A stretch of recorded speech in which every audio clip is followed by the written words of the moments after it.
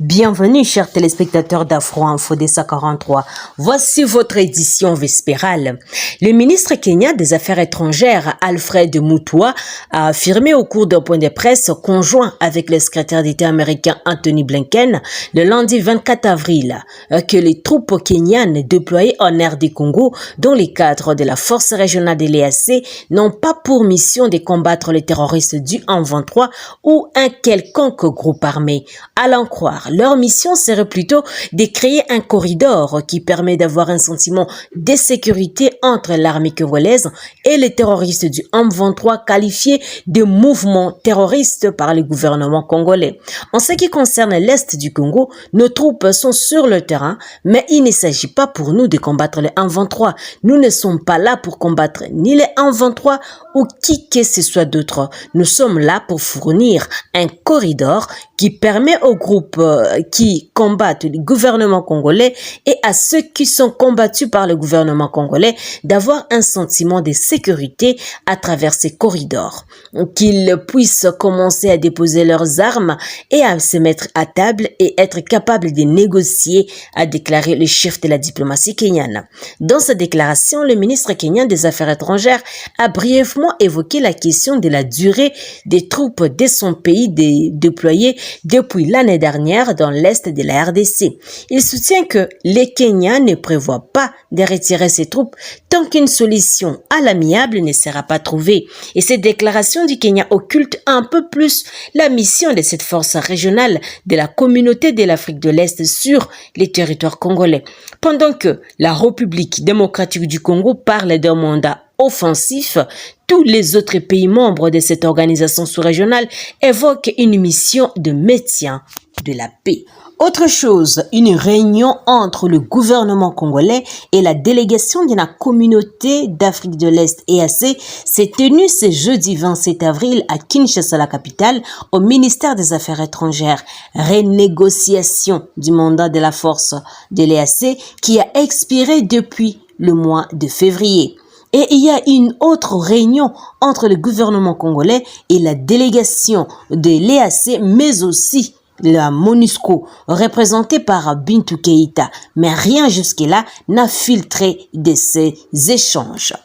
Autre chose, la société civile du Maniema prévoit une journée ville morte ce vendredi 28 avril pour protester contre les cantonnements de ces terroristes du M23 près de Kindu. La société civile du Maniema annonce l'organisation formelle, officielle et collective de la journée ville morte contre l'arrivée et les cantonnements de ces terroristes dans la province du Maniema.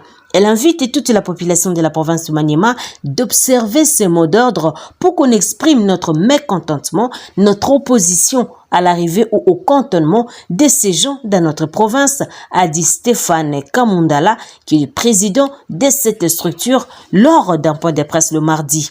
Le projet de cantonnement de ces terroristes du M23 près de Kindu a été annoncé par Félix Antoine Tshisekedi récemment en marge de la visite de son homologue suisse en République démocratique du Congo. Le président de la République l'a annoncé de manière officielle et nous l'avons entendu. Nous, la population du Maniema, ne pouvons pas être d'avis que ces gens viennent chez nous car nous savons les conséquences que leur présence pourrait avoir dans notre province. Nous invitons tout le monde à parler le même langage pour montrer au président de la République et à l'opinion internationale que le Maniema n'est pas disposé à recevoir ces gens parce qu'aujourd'hui, qu'ils ne peuvent être pour le cantonnement alors qu'il y a des agendas cachés, ajouté Stéphane Kamundala. La société civile du Maniema prévoit des actions non violentes de protestation contre la mesure des autorités. Et si nous ne le faisons pas, qui le fera pour nous? Ce n'est pas les acteurs politiques qu'on peut attendre. Nous irons jusqu'au bout. Si on va être arrêté, tant pis. Et si on va mourir, tant pis. Mais au moins le monde retiendra que tout nous est arrivé parce que nous ne sommes pas pour l'arrivée de ces terroristes du M23. Bien avant, le clergé catholique du diocèse catholique de Kindu avait déjà exprimé sa désapprobation vis-à-vis de cette décision. Et puis, autre chose, plusieurs habitants coincés dans des zones occupées par les terroristes du 1-23 disent qu'ils n'ont pas accès au marché sur plusieurs axes. Nous vivons de nos produits champêtres. Malheureusement, pas moyen de les vendre pour nous payer autre chose à manger. Aidez-nous s'il vous plaît.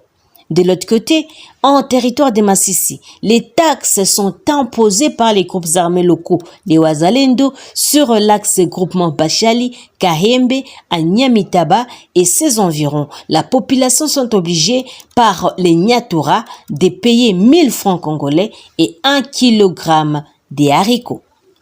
Les forces armées de la République démocratique du Congo et les casques bleus de la MONUSCO ont délogé le mercredi 26 avril les rebelles ADF de la région d'Apeti-Nassana, territoire de Beni. Nous sommes en territoire en province du Nord Kivu, au terme d'une opération conjointe de 7 jours. Selon des sources locales, ces rebelles ont fui cette immense et épaisse forêt d'où ils planifiaient les attaques contre les populations civiles des localités environnantes.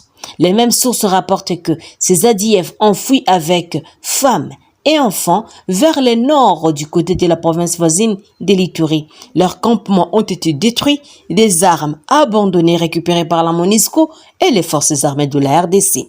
En plus, les trafics sur la route nationale numéro 4 entre Komanda et Beni, fortement perturbés en raison des attaques récurrentes de ces ADF, est redevenu normal. Les véhicules peuvent désormais circuler librement. Enfin, de nombreux habitants qui avaient fui la zone à cause des attaques de ces rebelles commencent aussi à regagner leur milieu, désormais sous contrôle des forces armées de la République démocratique du Congo, indiquent des sources locales. Autre chose, les forces armées de la République démocratique du Congo ont neutralisé 5 miliciens dans des combats survenus dans la nuit du mardi 25 avril à ce mercredi 26 avril dans le groupement Baswaga Madiwe au territoire de Beni, toujours au Nord Kivu.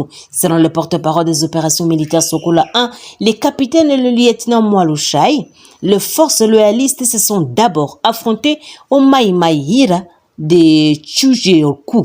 Après quelques minutes, les FARDC ont fait face au Maïmaï Baraka à Mabalako, à l'ouest de la ville de Beni. À l'issue de ces combats, les militaires ont également maîtrisé un milicien et récupéré une arme du type AK-47. Pour sa part, le président de la société civile de Mabalako, Justin Kavalani, rapporte que ces Maïmaï ont apporté 3 armes des militaires des forces armées de la République démocratique du Congo. Et cette attaque a causé une forte panique dans la contrée et de nombreux habitants ont passé la nuit dans la brousse. Juste Kavalani a affirmé que dans la fuite, une femme a vu son bébé mourir entre ses mains à cause des intempéries. Et cet acteur de la société civile a cependant déploré le fait que certains habitants affirment avoir aperçu des miliciens scandant des chansons hostiles à l'armée avant l'attaque, mais n'ont pas pu dénoncer ce mouvement auprès des services de sécurité. L'armée dit être déterminée à éradiquer tous les groupes armés de la région qui ne veulent pas adhérer au processus de la paix. Chers téléspectateurs d'Afro Info DESA 43, merci pour votre patience de nous avoir suivis jusqu'à la fin. N'oubliez pas de vous abonner, de liker, de partager et de commenter et de nous signaler d'où vous nous suivez. Je suis Santi Chisenga depuis la province de l'Ituri pour Afro Info DESA 43. D'ici là, portez-vous bien et à la prochaine. Au revoir.